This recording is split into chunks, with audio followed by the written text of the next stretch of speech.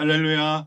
9월 25일 새벽 기도회를 시작하겠습니다. 찬송가 212장을 찬송하겠습니다.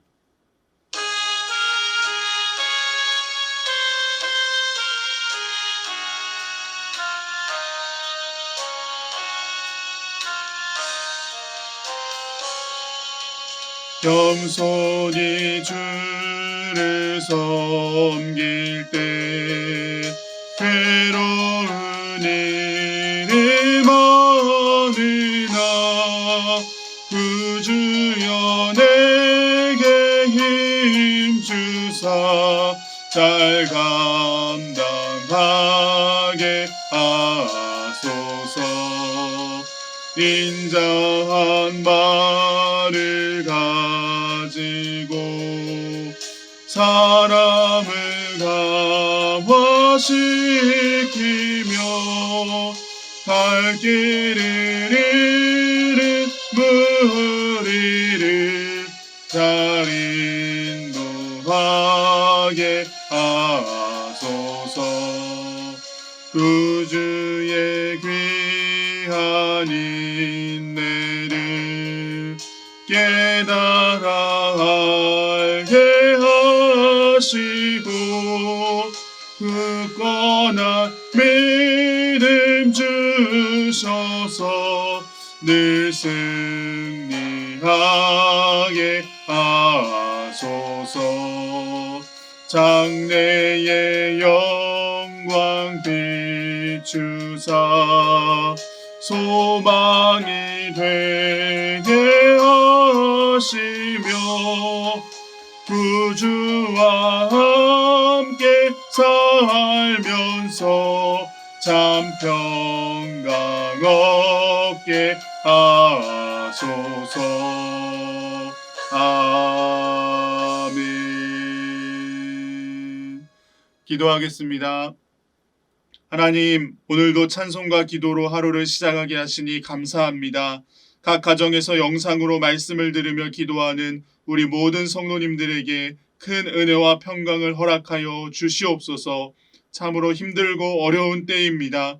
교회에 나와 예배하지 못하여 마음이 답답합니다. 세상 어디를 둘러보아도 기쁜 소식이 없고 즐거운 일이 없습니다. 오직 주님만이 우리의 소망이요 기쁨 되시오니 우리가 더욱 주님을 바라보게 하시고 더욱 주님을 의지하게 하여 주시옵소서. 어려운 때일수록 믿음과 소망을 잃지 않게 하시고 인내하며 기도함으로 이 어려운 때를 이겨나가게 하여 주시옵소서. 무기력함에 빠지지 않게 하여 주옵소서. 우울증에 빠지지 않게 하여 주시옵소서. 절망과 낙심에 빠지지 않게 하여 주시옵소서. 하나님의 전신갑주를 입어 모든 악한 권세들로부터 승리하는 삶을 살게 하여 주시옵소서. 우리의 참된 소망이 되시는 예수 그리스도의 이름으로 기도하옵나이다. 아멘.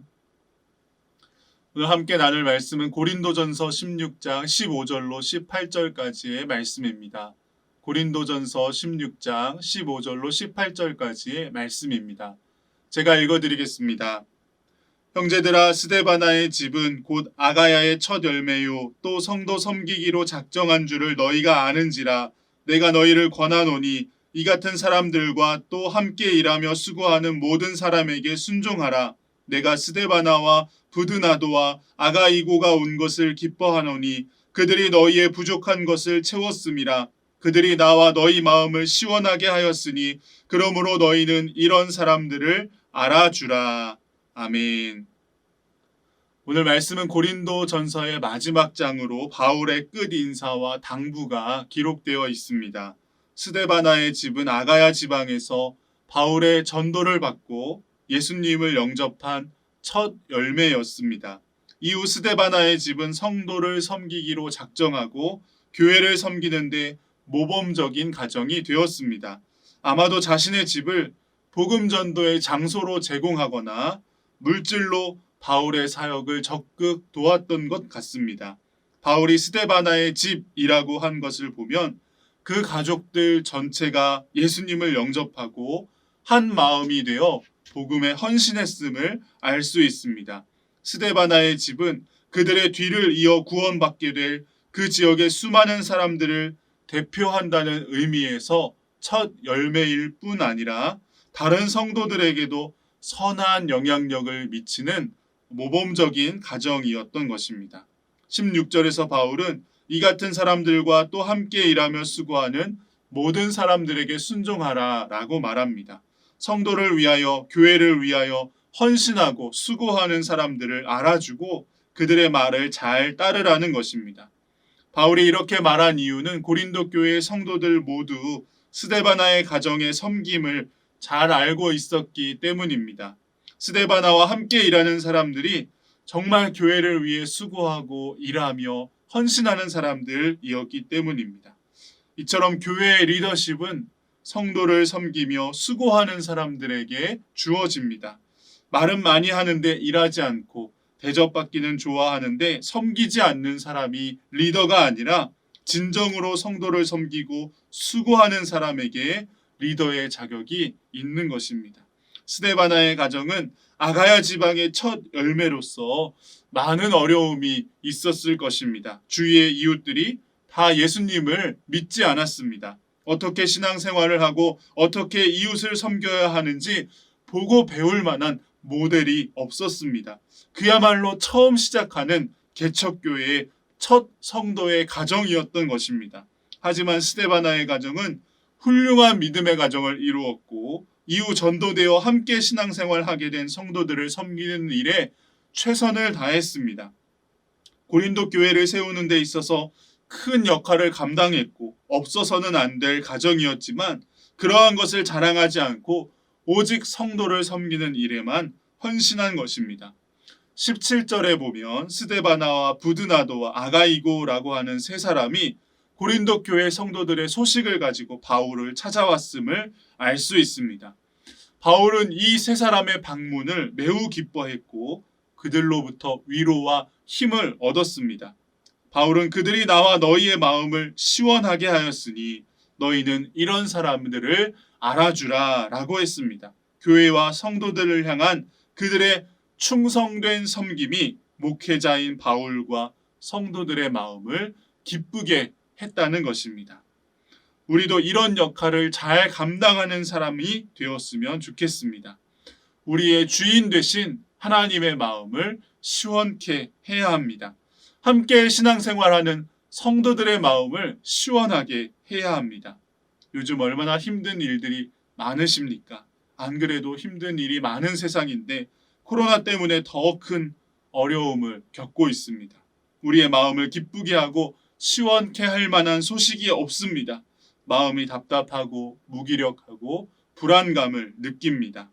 이런 우울한 마음을 코로나 블루, 코로나 우울증이라고 합니다. 그런데 이제는 코로나 블루를 넘어 코로나 레드가 온다고 합니다. 단순히 우울한 감정에서 그치는 것이 아니라 분노와 스트레스 표출의 단계까지 이르렀다는 것입니다. 우리 사회 곳곳에서 아파하고 힘들어하는 국민들의 탄식 소리가 들려오고 있습니다. 이렇게 살기 힘들고 어려운 때에 우리 그리스도인들이 누군가의 마음을 시원케 해줄 수 있는 사람이 될 수 있다면 얼마나 좋겠습니까? 우리도 스데바나의 가정과 같이 잘 섬기는 사람이 되기를 소망합니다. 누구를 섬겨야 합니까? 가장 먼저 하나님을 섬겨야 합니다. 교회와 성도들을 섬겨야 합니다. 직장 동료들과 이웃을 섬겨야 합니다. 바울이 스데바나와 그와 함께 일하는 이들을 만났을 때에 반가워하고 기뻐했던 것처럼 우리도 누군가에게 만나면 반갑고 기쁜 존재가 되었으면 좋겠습니다. 아동 작가 정채봉 선생님이 쓴 만남이라는 제목의 시가 있습니다. 제가 읽어드리겠습니다. 가장 잘못된 만남은 생선과 같은 만남이다. 만날수록 비린내가 묻어오니까.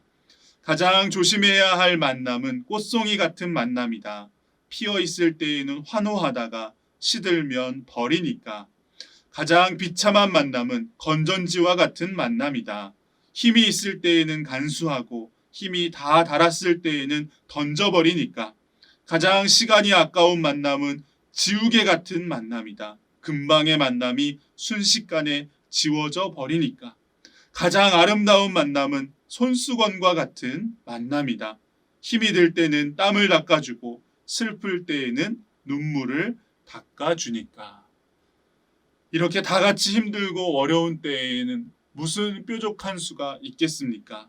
그저 함께 하는 것 말고는 다른 방법이 없는 것 같습니다. 말 한마디라도 따뜻하게 하고 서로를 격려하고 응원하는 말을 하고 정말 당신을 위해서 기도하고 있다고 힘내시라고 하면서 서로에게 힘이 되어주는 사람이 바로 우리 그리스도인들이 되어야 합니다. 오늘 말씀의 스데바나와 같이 주님의 마음으로 성도와 이웃을 섬기는 저와 여러분이 되셔서 이 답답하고 어려운 시간들을 조금이라도 시원케 할 수 있게 되기를 간절히 소망합니다. 오늘 하루도 주님의 은혜와 사랑 안에서 행복하시고 복된 날이 되시기를 주님의 이름으로 축복합니다. 기도하겠습니다. 하나님, 고린도 교회 성도들을 잘 섬겼던 스데바나의 가정과 같이 우리도 섬김의 삶을 살아가게 하여 주시옵소서. 함께 신앙생활하는 성도들과 이웃들의 마음을 시원케 하는 사람이 되게 하여 주시옵소서. 만나면 반갑고 기쁜 사람이 되게 하여 주옵소서. 하나님을 기쁘시게 하는 충성된 일꾼이 되게 하여 주시옵소서. 예수님의 이름으로 기도합니다. 아멘.